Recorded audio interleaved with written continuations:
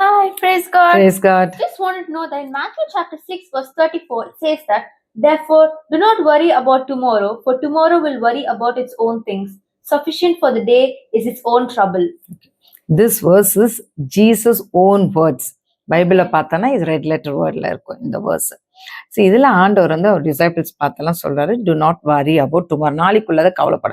இப்போ நான் எடுத்துக்கோ, நீ ரொம்ப சந்தோஷமா இருக்க, ஒரே ஹாப்பியாக இருக்க, அந்த மாதிரி ஒரு ஹாப்பி சுச்சுவேஷனில் do not worry about tomorrow சொல்லுவாங்களா? இதான் சந்தோஷமா இருக்கே, அது ஏன் டு நாட் வரினா? ஸோ டு நாட் வரினாலே என்ன அர்த்தம்னா, ஏதோ ஒரு பிரச்சனைக்குள்ள இருக்கிற, ஏதோ ஒரு சூழ்நிலை உன்னை வந்து கவலைப்பட வைக்குது. ஐயோ இது நமக்கு நடக்குமா, இது நம்மளால முடியுமா, ஐயோ நம்மள எல்லாரும் இப்படி சொல்றாங்களே, இந்த மாதிரி பல எண்ணங்களும் பல இஷ்யூஸ் அண்ட் ப்ராப்ளம்ஸ்குள்ள இருக்கீங்க.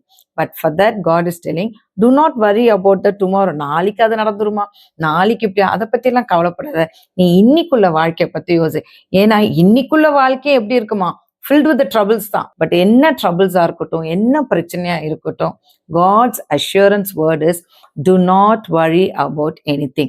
ஸோ ஆண்டவர் என்ன சொல்ல, நீ வந்து எப்பவுமே சந்தோஷமா இருப்ப, எப்பவுமே உன் குட் நியூஸ் தான், அப்படி சொல்ல.